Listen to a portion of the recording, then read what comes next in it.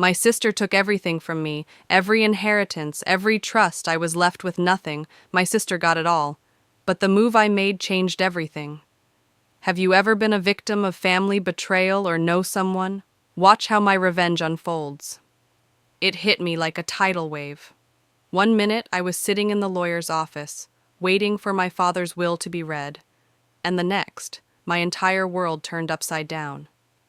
I had always assumed that when the time came, the inheritance would be divided fairly, justly, between me and my sister, Olivia. We had both put in our time, supported the family, and done our part. I had always thought that, despite our differences, there was a certain balance to everything. After all, this was family, but I couldn't have been more wrong. As the lawyer read through the details, I sat there in stunned silence, my mind struggling to process what I was hearing. Olivia, my sister, the one who had always been my opposite in so many ways, had taken it all. Every penny, every asset, and me, I was left with nothing, not even a token gesture. My fingers clenched tightly into fists at my sides, my knuckles turning white. The words seemed to blur together in a haze as I tried to comprehend the enormity of what was happening. Olivia, the one who had never really cared about family matters beyond her own needs, had somehow manipulated the system, forging signatures, convincing our parents that she was the one who deserved it all as impossible. I couldn't believe it. How had I been so blind? My father's will, his last words to us, had been bent and twisted to suit her. The audacity, the cruelty of it all. It wasn't just a matter of money, but of trust, of the years I'd spent trying to prove myself. I had worked so hard, invested so much of myself into helping the family, even when they hadn't seen it. I had always done what was expected of me, and now it felt like all of that had been erased in an instant. Olivia had gone behind my back, exploiting the family's blind trust in her. Her cunning and manipulation had ensured she received everything, leaving me empty-handed. She had forged signatures, altered documents, done whatever it took to make sure she came out on top. And the worst part was that I had never seen it coming. The betrayal wasn't just financial, it was personal. As the lawyer continued speaking, I felt the weight of the betrayal press heavily on my chest. The room felt suffocating. How could this be happening? How could my parents let this happen? Didn't they see what Olivia was doing? Didn't they understand what she was capable of? My own parents, the people who had raised us, had been blinded by her charm, her carefully constructed persona. I was thinking of all possibilities. I was just the one who had always been in the background, overlooked, pushed aside. I was the one who didn't fit the mold, who wasn't the perfect daughter, the one who didn't follow the path that was laid out for me. But I had always believed that, in the end, family would see the truth, that they would recognize my efforts, my dedication. But now I realized that either belief had been a lie or Olivia has carried out a perfectly executed inheritance fraud. My family's blindness to Olivia's manipulations had only made the wound deeper. As the lawyer finished reading, I felt as if the air had been knocked out of me. I sat in silence, trying to steady my breathing, to find some clarity amidst the chaos of my emotions. Anger, hurt, frustration, a burning need to fight back. The only thing I could focus on now was how to take control of what was rightfully mine. I had always been the one who followed the rules, who stayed in the background, who played by everyone else's expectations. But now, that was all changing. I would no longer let this go. I would not allow my sister's deceit to define my future, to steal what was rightfully mine. The lawyer started gathering the papers, but I could hardly hear anything beyond the sound of my own pulse in my ears. My eyes locked on Olivia, who sat across from me, her smug expression still in place. She looked so pleased with herself, so confident in her victory. She had won, and I had lost. But I wasn't going to let this moment be the end of my story. I could feel it, deep down, a fire beginning to burn inside of me. The fire of determination, of resolve. If Olivia thought she could take everything from me, she was sorely mistaken. I would rebuild. I would take what was mine. But first, I needed a plan. Days later, I could feel the sting of betrayal still lingered, but now it was replaced with something else. Something much sharper. Anger was fading, replaced by cold, calculated determination. I wasn't going to let Olivia's underhanded actions dictate the rest of my life. No, this was far from over. I had spent the first few days after the will reading in a haze of disbelief. But that had passed. And now it was time to take control. I wasn't about to sit idly by while Olivia, the one person I thought I could trust, took everything that I had worked for. If she wanted to play dirty, then I would play the game, but I'd play it better. My first step was to consult a lawyer. I needed someone who could help me navigate this mess and get me access to the documents I needed. At first, I hesitated. There were so many layers to what Olivia had done, so much she had hidden. But with the right legal team, I knew I could dig deeper. I was prepared for whatever it took. I sat in the lawyer's office, waiting for the documents that would outline exactly how my sister had manipulated the system. I was calm, composed, no sign of the panic I had felt earlier. I had decided that no more would I be the victim. If Olivia wanted a fight, I was ready. The lawyer handed me a stack of papers, and I dove right in. As I flipped through each sheet, my eyes scanned quickly, picking up on anything that didn't quite add up. Sure enough, there it was. Olivia's signature, but not just one, it was on every major document. I could see the clear evidence of forgery. She had bent the rules, twisted the law, but not perfectly. I was no expert in legalities, but I was smart enough to recognize the cracks in her plan. There were key clauses she had overlooked, small mistakes that she had made in her rush to claim everything.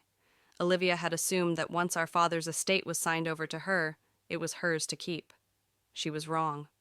There was a way to challenge it, a way to take it back, but I had to be patient. I knew that Olivia's arrogance would be her downfall. She had been too confident, too eager to claim what she thought was already hers. I was taking my time, making sure I understood everything thoroughly. This wasn't just about proving her wrongdoing. It was about taking what was mine, strategically and with precision. I spent the next few weeks carefully piecing together the evidence. I had to keep my distance from my family because they are of no use. It seems Olivia had bought their soul. If I confronted Olivia too soon, if I acted out of anger, I risked giving her an advantage. Instead, I played the long game. Quietly, I worked in the background, gathering the tools I needed to win this battle. I spoke to accountants, to financial analysts, to anyone who could shed light on the family's holdings, the assets that had been manipulated. I needed to know everything. I had to see what Olivia had left out, what she hadn't thought to hide. As each piece fell into place, I felt the power shift in my direction. The more I uncovered, the more certain I became that I could take back what had been stolen from me. That is one thing about theft and manipulation. If one observes well enough, there is always a mistake, a loophole. I didn't need to make noise. I didn't need to rush in, yelling about fairness. No, I was going to be methodical.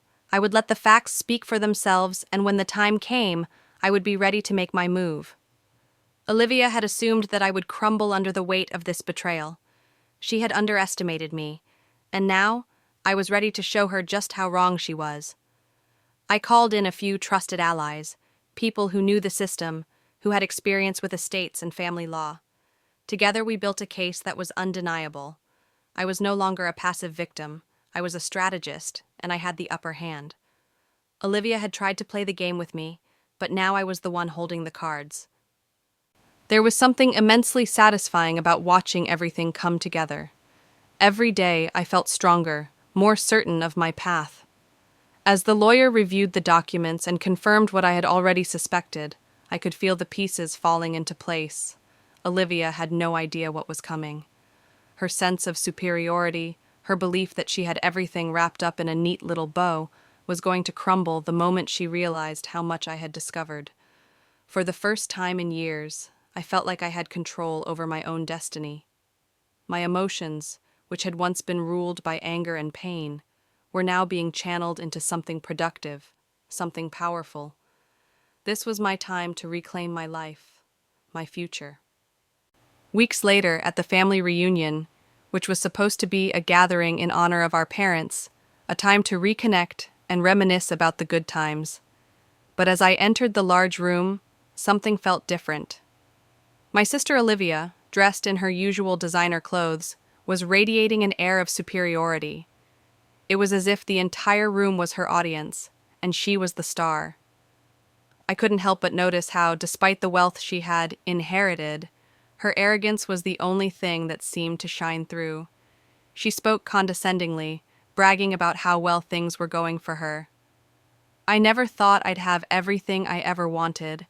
How I wish Mum and Dad were here," Olivia said, a smug smile tugging at her lips as she glanced around at the family. "But here we are. It's amazing how life works out when you're in the right place at the right time." I clenched my jaw at her fakeness, but I didn't let the irritation show on my face. Olivia's smugness had always been a sore point for me, but now it had taken on an entirely new meaning. She wasn't just flaunting her illegally acquired wealth, she was rubbing it in my face as if to remind me that everything I had worked for was now hers by some twisted twist of fate. The inheritance, the house, the assets, all of it was now in her hands, and I was left standing in the shadows. I could feel the eyes of the family on me as I stood at the doorway. This was it, the moment I'd been preparing for. Olivia was basking in her victory, but she didn't know I had already begun my own quiet ascent. She hadn't seen what I had been building. I smiled, but it wasn't the warm smile of someone trying to fit in. It was a confident smile, the kind of smile someone wears when they know something the others don't. I stepped into the room, and suddenly the air seemed to shift. The energy around us changed. The whispers died down, and even Olivia seemed to pause for a moment, taken aback by my sudden appearance. "Good to see you all," I said casually, walking in as if I belonged there, despite the tension. My eyes briefly met my uncle, who, like everyone else, had always supported Olivia blindly. They stared at me, their expressions unreadable, but I could see a flicker of something, surprise, maybe even guilt. Olivia quickly recovered from her brief pause. She plastered a smile on her face and addressed me, her voice dripping with mock sweetness. Well, if it isn't Emily," she said, her tone feigning warmth. "I hope you're not here to make a scene." I raised an eyebrow, not taking the bait. "Not at all," I replied, my voice calm but firm. "I'm just here to honor the family." The family watched us both carefully, sensing the tension between us, but none of them knew the true depth of it. They didn't know what Olivia had done, how she'd manipulated the family, how she had torn apart everything I had worked for. And it wasn't just about money anymore, it was about power. Olivia continued her charade of humility, talking about how well her business was doing, how grateful she was to finally be living the dream. As she spoke, I noticed something. It was subtle, but it was there, a brief, almost imperceptible flicker of discomfort when she glanced at the pile of documents in her hand. She was holding some of the inheritance papers, likely bragging about how they had been finalized recently. I wasn't going to let this moment pass without making a statement. I wasn't going to let her continue to walk all over me, pretending like she had done everything the right way. This was my time. I had worked for everything I had, and I was done letting Olivia take credit for things that weren't hers. "Actually," I began, drawing the attention of everyone in the room, "I have something to share with you all." I took a deep breath, making sure I had their full attention. "I've been working on something much bigger than any inheritance, something that I've built with my own 2 hands." The room quieted, and for a moment, it was as if everyone held their breath. Olivia's eyes narrowed, her smug smile faltering. I knew I had them. With a composed, steady hand, I pulled out a file from my bag, a file that contained a key piece of evidence, one that I knew would send a message. I didn't need to shout or make a scene. I would do this my way, calmly, deliberately, and with purpose. "Before I say anything further," I continued, "I just wanted to make sure you all have all the facts." I opened the file, letting the document slide out. It was a copy of a forged signature, a document that, when shown in the right light, would expose Olivia's lies. The room was still silent, but the tension was palpable. Olivia's face drained of color as she saw what I was holding. Her eyes widened, and she straightened up, her posture no longer the smug, confident stance it had been moments before. You don't mean—" she stammered, her voice shaking slightly. I didn't need to finish her sentence. The evidence was clear. I could see her panic, the crack in her composure. She hadn't expected this. She hadn't expected me to have proof, to know what she had done. She thought she could just walk in and claim everything as if it were hers for the taking. "Olivia," I said, my voice now dripping with quiet satisfaction, "you really should have been more careful, but I suppose you were too focused on your own success to think about the people you'd stepped on along the way." The room's energy shifted once again. This wasn't the Olivia everyone knew.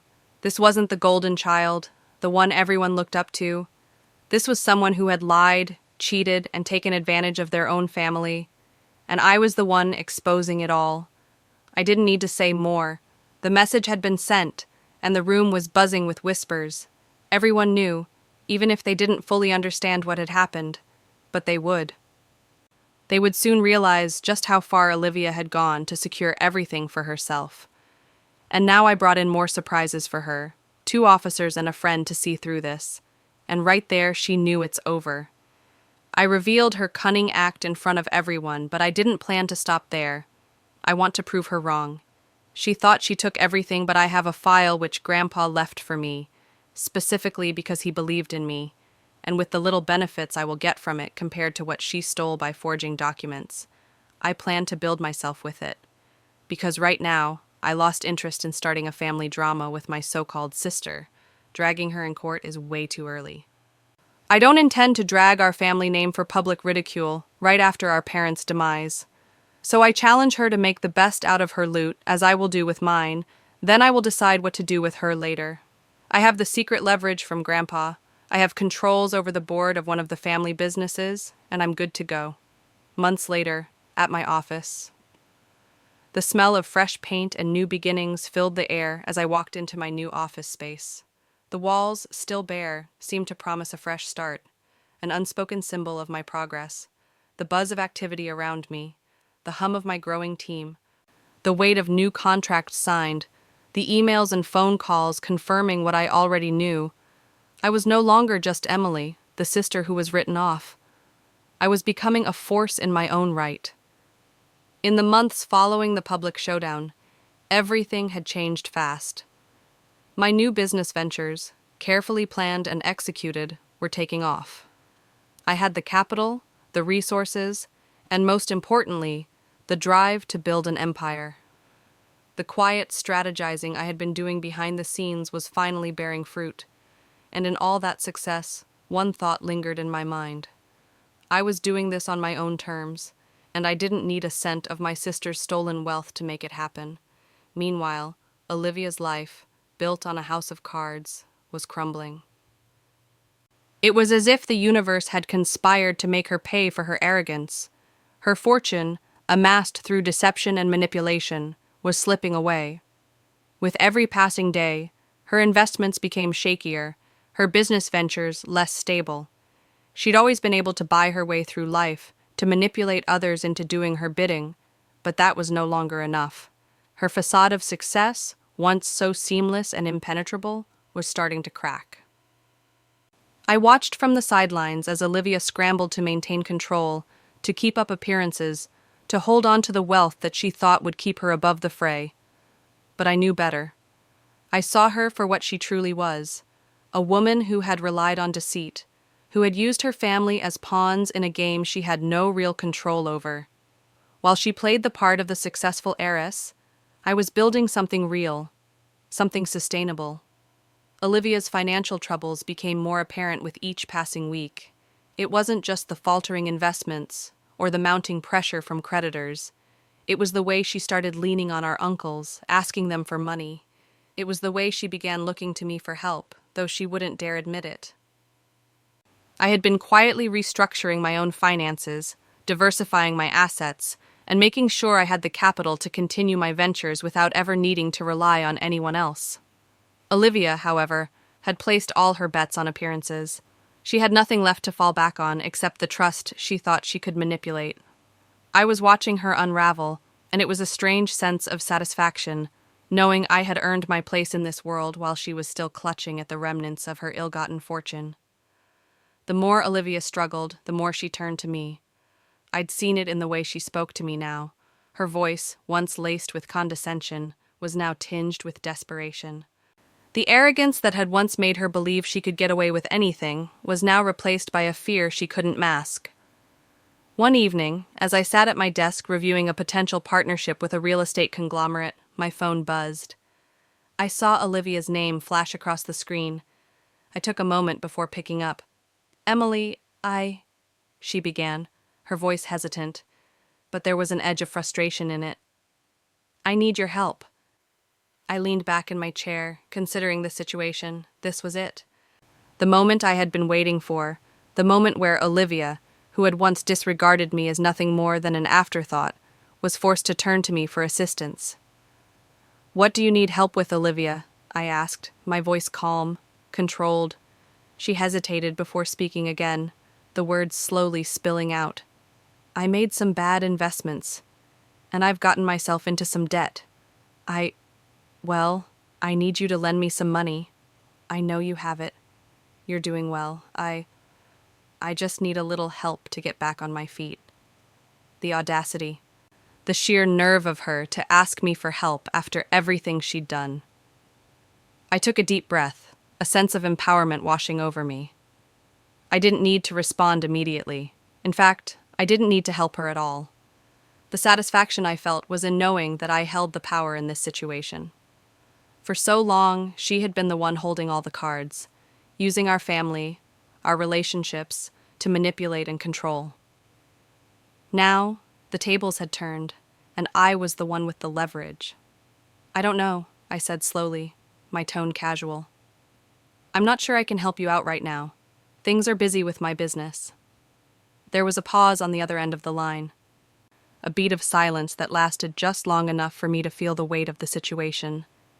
Then, Olivia spoke again, her tone more desperate this time. "Please, Emily, you don't understand. If I can't cover this, I'll lose everything. I need you to come through for me. Please." I felt the last of my patience slip away. Olivia had always expected to be bailed out, to have everything handed to her, but now she was on the other side, and I had no intention of being her safety net.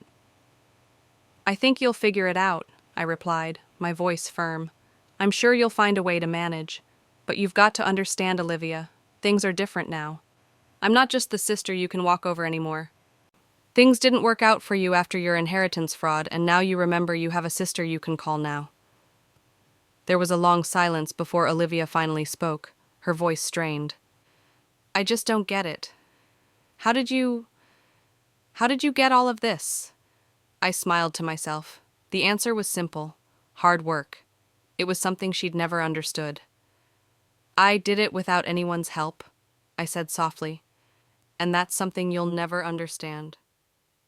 The line went silent, and I knew that this conversation had just shifted the power dynamic completely. Olivia was no longer the golden child. I had outgrown her, her expectations, and everything she had once taken from me. It continued for days consistently, and again, the weight of the phone call hit me before I even picked up. Olivia's name flashed across the screen, the same name that once filled my childhood home with a sense of superiority. She had always been the favored one, the golden child. I had spent years trying to earn approval that was never given, but not anymore. I pressed answer, and the sound of her voice flooded through the speaker. "Emily, I don't know who else to turn to," she began, her tone desperate, strained. I could almost hear her crumbling, the words dripping with her usual sense of entitlement. "Please, I'm in over my head. I need your help." I sat back in my office chair, staring at the glass windows of the high-rise building. The city sprawled beneath me like a world I had carved out. It was a far cry from the version of me she had once belittled, someone to be ignored, dismissed, and undervalued. The success I had worked tirelessly for had changed everything. Olivia, I think you should figure it out on your own, I said calmly. I had no intention of being her safety net again, not after everything she'd done. You've made your choices, and now you need to deal with the consequences. There was a long pause, the tension between us palpable through the phone. I could hear her breathing, the sound of someone who had nowhere left to turn. I know, she stammered, clearly caught off guard by my cold response. But I was wrong. I should never have manipulated the will, Emily. I was greedy, and I let it all get out of control. I stayed silent for a moment, letting her words hang in the air. This wasn't the sister I had grown up with, the one who thought she could walk over me, take what was mine, and expect me to fall in line. This was a woman who had lost everything, and now she was trying to crawl back into my good graces. But it wasn't going to be that easy. You're right, I finally said, my voice steady. You were wrong, and if you want my help, you're going to have to admit to more than just that. Olivia's breath caught. What do you mean? She asked, a hint of panic creeping into her voice. You'll need to admit your mistakes, not just the ones you made with the will, but all the times you took advantage of me, all the times you thought I'd always be there to fix your messes. I'm not your crutch anymore, Olivia. I'm not the sister you can lean on when things go wrong. I've built my own life, and I did it without you, without any of your manipulation. I let my words sink in, watching the city lights below flicker as I spoke, the reflection of my resolve clear in the window. Olivia had always expected to control everything, me, the inheritance, the family dynamics, but I was done being her pawn. Emily, please, she pleaded, her voice now more fragile than I'd ever heard it. I know I've made mistakes, but I'm so sorry. I don't know what to do. Please, I need your help. I'll do anything but not take it too far. I could hear her desperation, but it didn't move me. Her tone no longer held the same power over me. She wasn't the one calling the shots anymore, and she had no idea how far I'd come since I'd taken control of my life. You need to prove that you're truly sorry, and I'll only help you if you show me that you've learned something from all this. I'm not going to bail you out like I did before. But if you can truly change, if you can show me that you're capable of making the right choices from now on, then I'll consider it. The silence on the other end of the line stretched on. I could tell Olivia was processing my words. Her sense of entitlement had shattered, and now she was facing the harsh reality of her situation. She couldn't just use me anymore. I'll do whatever it takes, she whispered, her voice small, almost pleading. I leaned forward, tapping my pen against the desk. Prove it, Olivia, and then maybe, just maybe, I'll help you. But you're going to have to work for it. You don't get to walk into my life anymore and expect me to fix everything. This is my time now. A small, satisfied smile tugged at the corners of my lips as I hung up the phone. I had said what needed to be said. I had taken control of the situation and set the terms on my own. No more would I be the overlooked sibling, the one who was pushed aside in favor of my sister's manipulations. In the days that followed, I couldn't help but reflect on everything that had led me here. I had built something I could be proud of, a thriving empire, while Olivia's world had unraveled. And now she was coming to me, seeking my help. It was strange, almost poetic, how the roles had reversed. I hadn't just taken back the family's wealth or their approval. I had taken control of my own narrative, my own future. I no longer needed their validation to feel successful. I was the one who held all the cards now, and Olivia would have to prove herself if she wanted any part of it. The months passed, and Olivia, as expected, struggled, but she never gave up. It was clear to me now that she wasn't the person she had been when she first manipulated the family. She had made the first step toward change, but whether it would be enough was yet to be seen. And as for me, I was stronger than ever, fully embracing my role as a businesswoman, an independent force, and a woman who had finally stepped out of the shadows of my family's expectations. Thanks for listening. Don't forget to like and subscribe.